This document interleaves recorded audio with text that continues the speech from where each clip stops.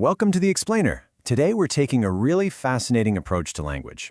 Instead of just staring at a list of terms and trying to memorize them, we're going to anchor our 20-word vocabulary unit in the deeply human, historical narrative of Joseph Merrick. By doing it this way, we're going to see exactly how words give shape to our most profound human experiences. Right off the bat, I want to look at this quote. It actually serves as a fitting epitaph from our source text, and I really wanted to put it front and center. Before we even start deconstructing the vocabulary, we have to recognize the emotional stakes of the Elephant Man's story. You see, words aren't just letters on a page. They're literally the tools we use to build empathy. And empathy is exactly what Joseph Merrick's story demands of us. Section 1. The Tragic Tale. So let's go back to the late 19th century to explore his life from 1862 to 1890. What's immediately striking is the face this brings to our story.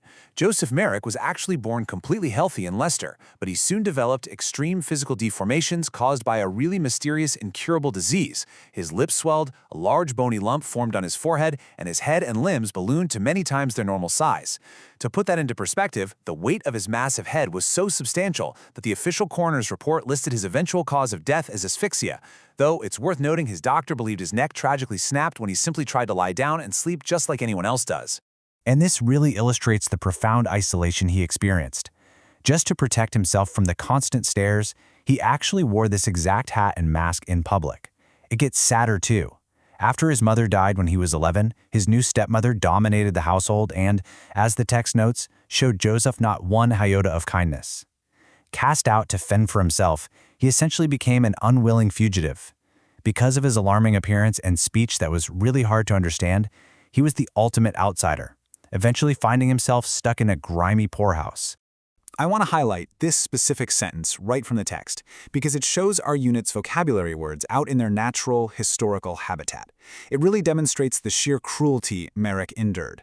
He was put on display in a traveling freak show and later in a London shop, where onlookers literally mauled him. That is, until Dr. Frederick Treves finally found him and invited him to the London hospital. Section 2. Defining the hardships. Okay, let's shift gears a bit into educational mode and group our words thematically. We're going to start with the ones directly related to Merrick's profound suffering. Let's look closer at that word we just saw, maul. It means to beat or knock about, to handle roughly, or to mangle. By cherry-picking this specific word, the author explicitly contextualizes both the physical and the deep emotional abuse Merrick faced. He wasn't just teased, you know?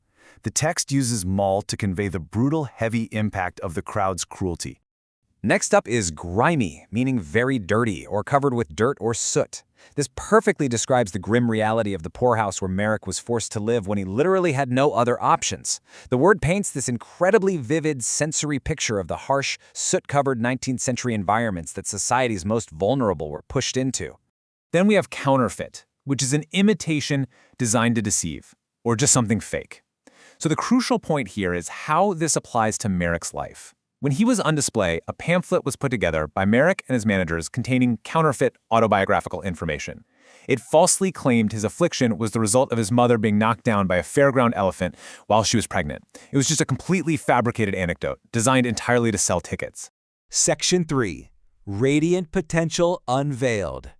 Thankfully, the poorhouse is absolutely not where his story ends. Let's introduce some words that reflect inner beauty. We have docile, which means easily taught, led, or managed.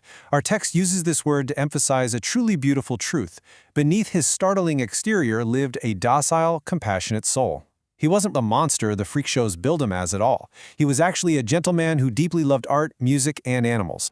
And that brings us to radiant, shining, bright, giving forth light or energy. Once Merrick was finally given a safe haven at the London hospital, his radiant intelligence and gentle nature were revealed to the world. Society patrons visited him, and he was treated with immense respect. He went from a grimy poorhouse to radiating this beautiful light to everyone around him. Section 4. Putting words to the test. Now that we've seen these words in action, let's dive into some exercises to see how these 19th century words apply to modern everyday situations. Let's start with synonyms. This exercise proves how efficiently we can pair descriptive phrases with our unit words. A lovely, rustic, wooded landscape pairs perfectly with rural. To meddle with the truth is exactly what it means to tamper, and to run away from oppression is the absolute definition of a fugitive, much like Merrick was an unwilling fugitive from his cruel home. Doing this really reinforces the versatile utility of our vocabulary. Let's see how this builds when we look at antonyms. Contrasting binary concepts is just a fantastic way to learn. If the workbook gives us the phrase, a traffic jam in a crowded urban area, we need the exact opposite. The crowded, modern idea of urban directly opposes our unit word, rural. It's a simple contrast, sure, but it locks the definition right into your memory. And look at how seamlessly these deeply historic words fill in the blanks of everyday scenarios in the completing the sentence exercise. The wily old senator dominated his entire party, just like Merrick's stepmother dominated their household. We are surprised by the children's docile behavior. Or maybe we're dealing with counterfeit happiness. The context completely changes, but the precision of the word remains exactly the same. Which brings up a pretty excellent question. If these words are so effective at telling the biographical story of Joseph Merrick and so useful in modern sentences, how do these exact same words shape other famous stories from the exact same time period? Section 5. Lessons in Context. To answer that, let's look at how masterful authors leverage these tools. Enter Charles Dickens and his absolute classic novel, Oliver Twist. This text examines the lives of the rich and poor in 19th century England, literally the exact same world Joseph Merrick was navigating. And what's amazing here is that Dickens uses our exact unit words to build his world.